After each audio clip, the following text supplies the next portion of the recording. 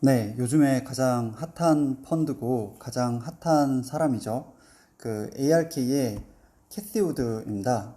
이 캐시 우드가 그 매달 한 번 또는 두 번 정도 자기의 생각을 공유하는 동영상을 올리는데요.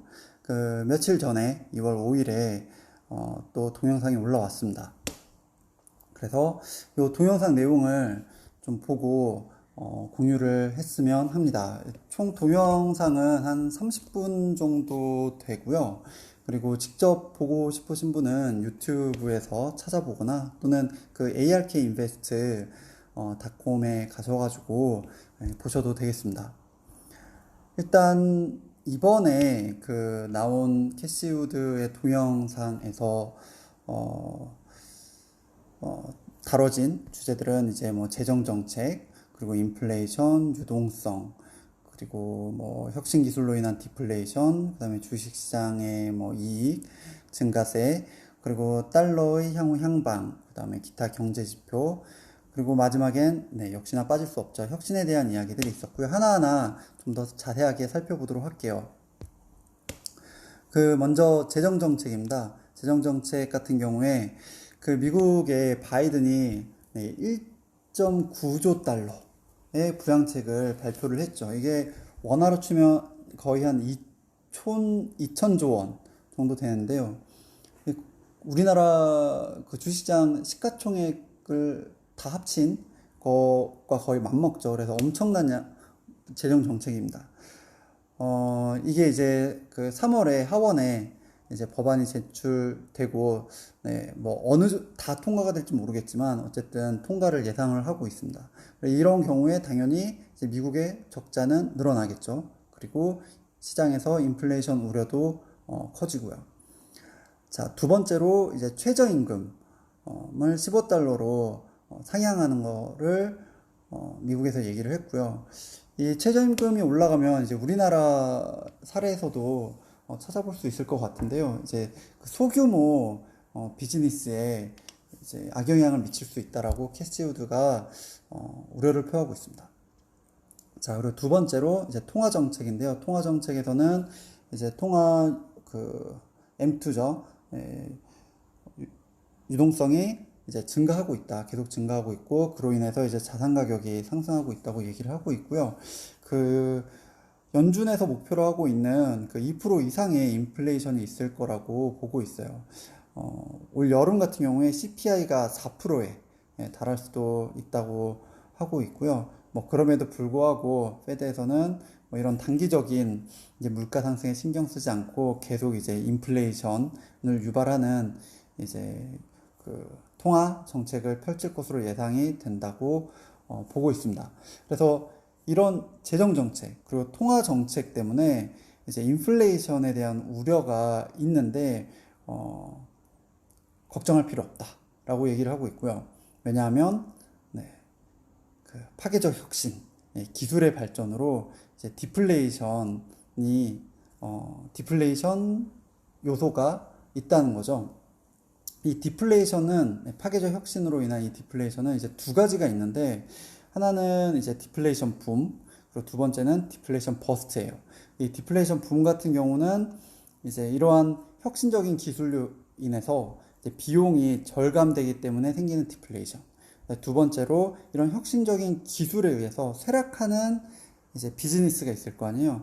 그래서 이런 쇠락하는 산업에서는 뭐 예를 들면 염가 세일을 해야 될 수도 있고 또 뭐 이런 이유 때문에 이제 디플레이션이 발생할 수 있다는 거죠. 그리고 이러한 그 부정적인 디플레이션, 이 디플레이션 버스 같은 경우에는 이제 채권 시장에도 악영향을 미칠 수 있다라는 얘기를 하고 있습니다.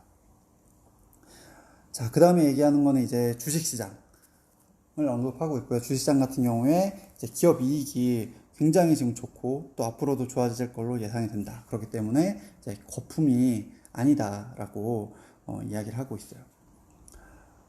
자, 그 다음에 네. 그리고 이제 달러에 대해서도 이제 얘기를 하고 있는데요. 현재 이제 굉장히 강세죠. 이 강세인데 이 그 달러의 강세가 앞서 제일 처음에 얘기했던 재정 정책으로 인해서 그 미국의 적자로 인해서 이제 다시 하락 기조로 돌아설 가능성도 있다라고 하고 있습니다. 자, 그 다음에 이제 여러 경제 지표에 대해서 이야기를 하고 있는데요. 이제 첫 번째로 고용 지표 얘기를 하고 있고요. 이제 고용 지표 같은 경우에 이제 실업률도 감소를 했고 또 근무 시간도 늘어났고 해서 이제 지금 현재 좋은 경제 상황을 반증하고 있다라고 하고 있어요. 그래서 이제 앞서 얘기했던 이런 재정 정책, 대규모 재정 정책이 과하다라고 또 첨언을 하고 있고요. 그다음에 이제 주택 시장 좋다. 그리고 소비가 계속 늘어나고 있다라고 하고 있어요.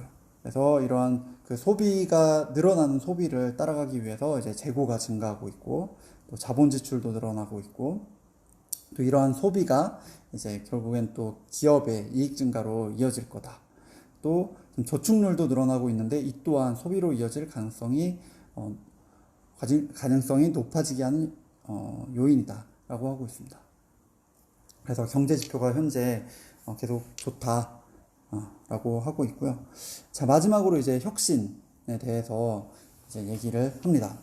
먼저 이 혁신 같은 경우에는 여러 가지 이제 그 기술들의 비용이 절감되면서 이 혁신을 촉진시키기도 하고 또 이 혁신이 또 비용을 절감시키기도 하고 이렇게 서로 상호작용을 하고 있다고 하고 있고요. 뭐 대표적인 예가 이제 배터리죠. 배터리 가격이 이제 하락하면서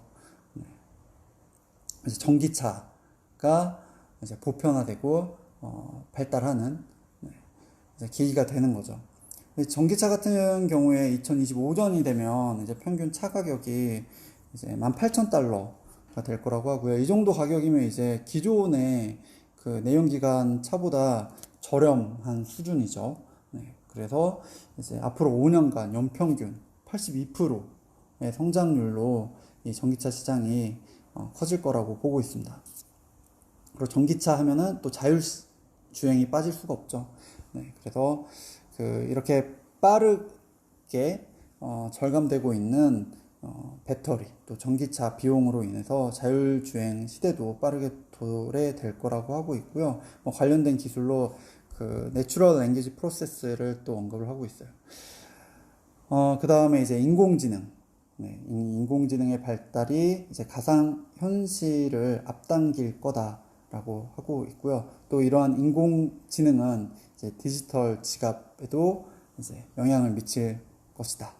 그리고 이러한 디지털 지갑은 기존의 이제 금융 기관들, 뭐 은행 같은 기관들을 위협할 수 있다.